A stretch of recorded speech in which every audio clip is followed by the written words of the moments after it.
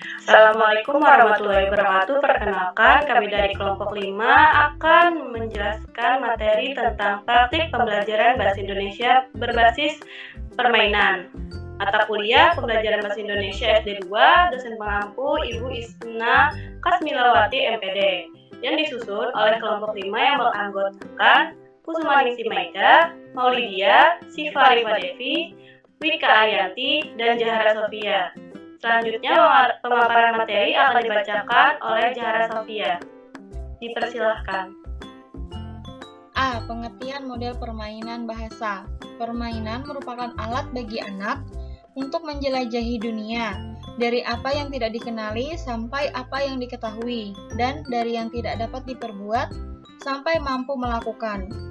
Bermain merupakan kegiatan yang sangat penting bagi anak, seperti halnya kebutuhan terhadap makanan bergizi dan kesehatan untuk pertumbuhannya. Cohen juga menganggap bahwa bermain merupakan pengalaman belajar. Permainan bahasa merupakan permainan untuk memperoleh kesenangan dan untuk melatih keterampilan berbahasa, yaitu menyimak, berbicara, membaca, dan menulis. Apabila suatu permainan menimbulkan kesenangan, tetapi tidak memperoleh keterampilan berbahasa tertentu, maka permainan tersebut bukan permainan bahasa. Sebaliknya, apabila suatu kegiatan melatih keterampilan bahasa tertentu, tetapi tidak ada unsur kesenangan, maka bukan disebut permainan bahasa. Ada beberapa prinsip-prinsip metode permainan pembelajaran bahasa Indonesia. Yang pertama, yaitu permainan yang dikembangkan hendaknya permainan yang terkait langsung dengan konteks keseharian peserta didik. Selanjutnya, permainan diterapkan untuk merangsang daya pikir, mengakses informasi, dan menciptakan makna-makna baru. Yang ketiga, permainan yang dikembangkan haruslah menyenangkan dan mengasyikkan bagi peserta didik. Yang keempat, permainan dilaksanakan dengan landasan kebebasan menjalin kerjasama dengan peserta didik lain.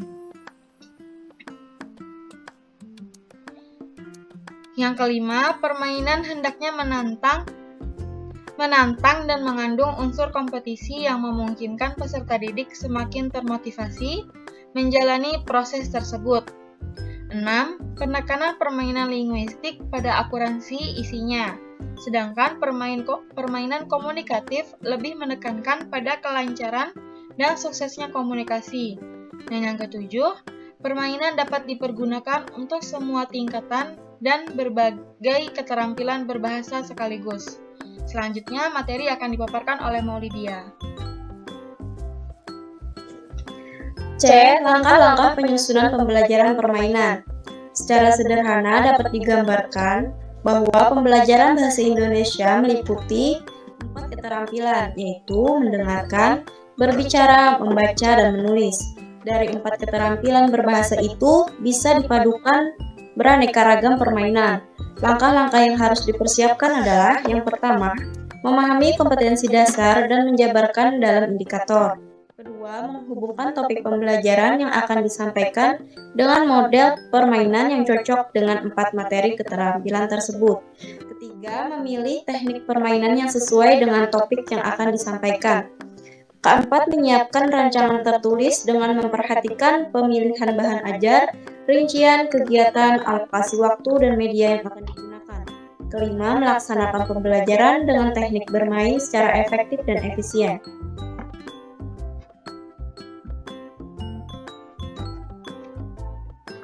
D. Contoh praktik pembelajaran bahasa berbasis permainan.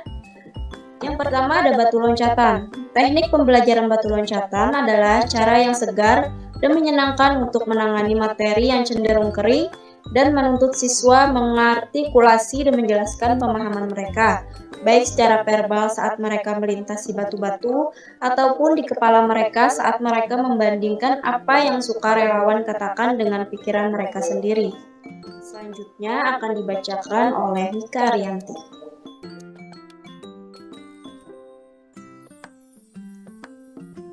Paul Genis menjelaskan ada beberapa langkah yang dapat diterapkan dalam teknik pembelajaran batu lompatan.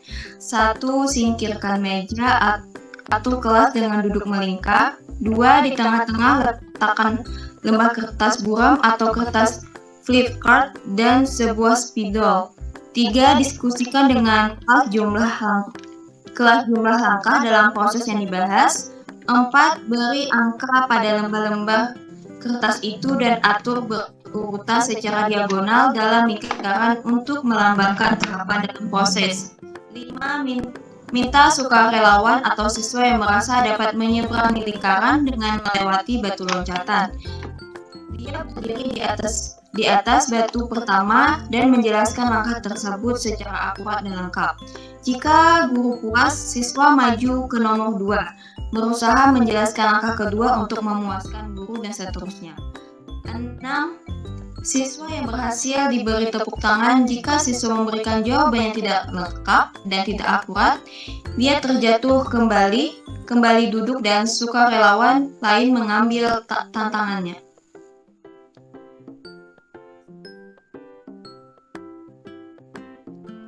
Selanjutnya, Paul Guinness menjelaskan ada beberapa variasi yang dapat diterapkan dalam teknik pembelajaran batu loncatan. 1. Biarkan kelas dan bukan guru yang memutuskan apa langkah-langkah telah dijelaskan secara akurat dan lengkap.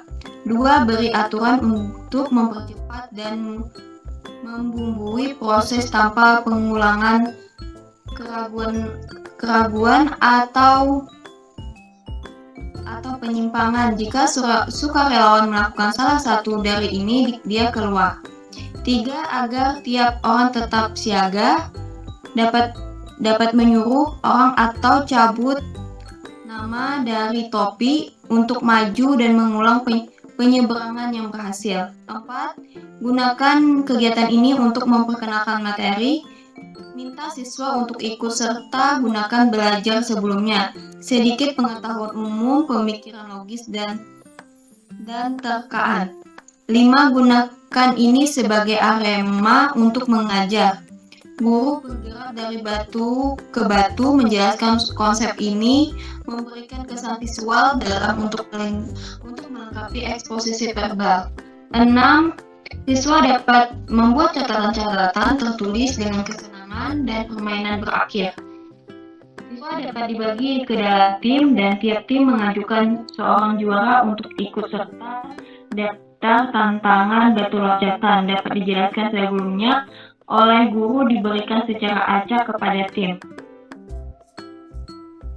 Selanjutnya akan dibacakan oleh si Pak Depi. B. True or false. Pada permainan true or false, guru membagikan kartu kepada siswa yang berisi tentang berbagai macam bentuk kalimat tanya. Siswa harus menentukan apakah kalimat yang ada dalam kartu tersebut benar atau salah. Selanjutnya, mereka berbaris di sisi kiri dan kanan, sesuai dengan jawaban yang mereka berikan. Misalnya, jawaban benar di sebelah kanan, jawaban salah di sebelah kiri. Mereka pun diminta memberikan alasan mengapa mereka menjawab benar atau salah. Dalam prosesnya, siswa bisa pindah barisan jika dia berubah pikiran.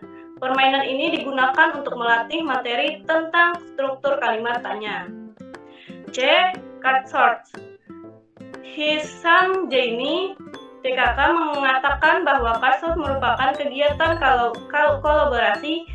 kolaboratif yang bisa digunakan untuk mengajarkan konsep, karakteristik, klarifikasi, fakta tentang objek atau mereview informasi. Model pembelajaran aktif tipe card sort menggunakan fasilitas kartu. Dalam pembelajaran aktif tipe card sort menggunakan fasilitas kartu. Dalam kartu tersebut berisi suatu permasalahan yang harus diselesaikan oleh masing-masing peserta didik. Gerakan fisik yang dominan dalam strategi ini dapat membantu mendinamiskan kelas yang jenuh atau bosan. Menurut Siam Jaini, DKK, langkah-langkah strategi pembelajaran card sort sebagai berikut. 1. Setiap peserta didik diberi potongan kertas yang berisi informasi atau contoh yang mencakup dalam satu atau lebih kategori. 2. Mintalah peserta didik untuk bergerak dan berkeliling di dalam kelas untuk menemukan kartu dengan kategori yang sama. Peserta didik dengan kategori yang sama diminta mempresentasikan kategori masing-masing di depan kelas. D.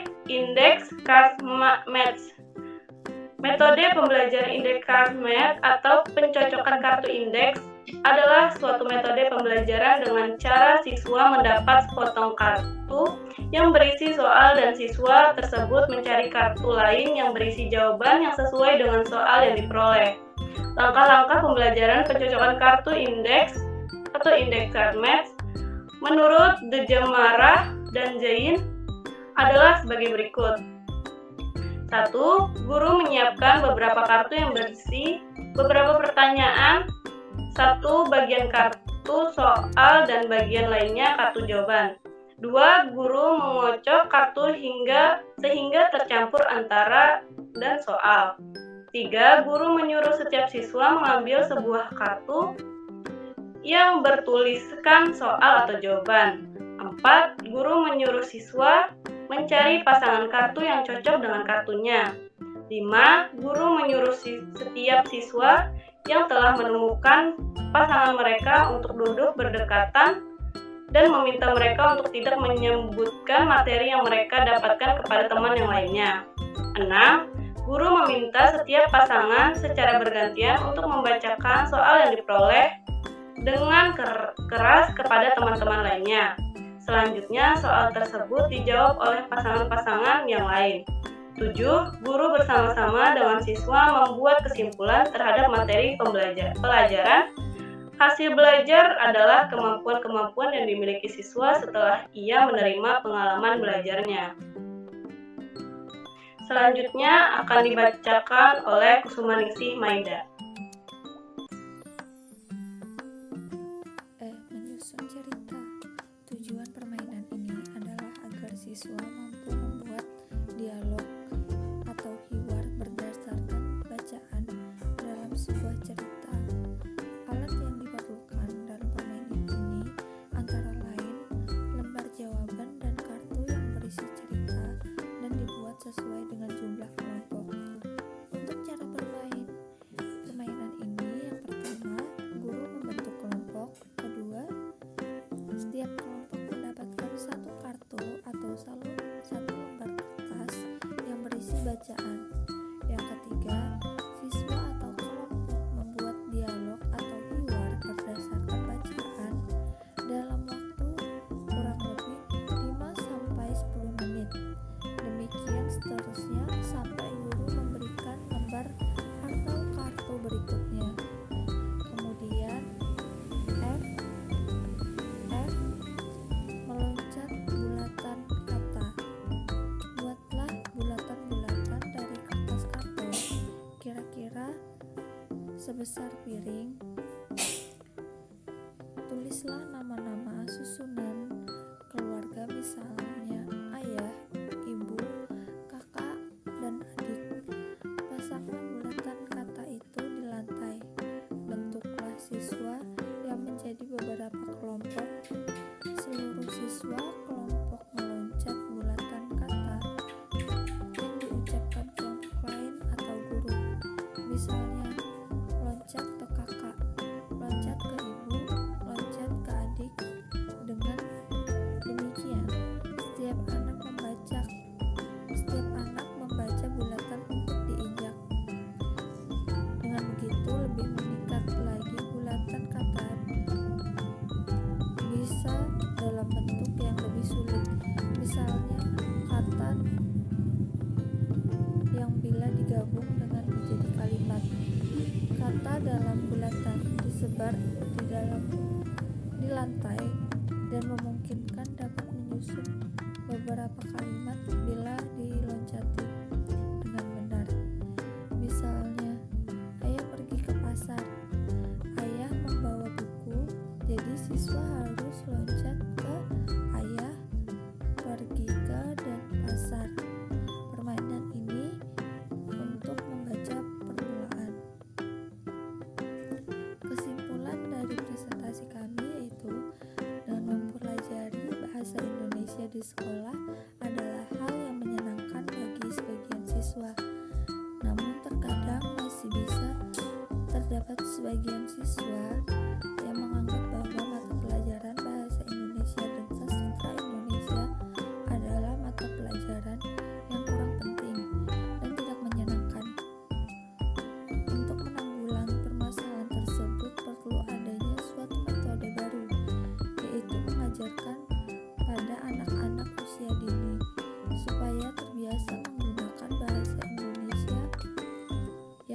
baik dan benar waktu ke waktu.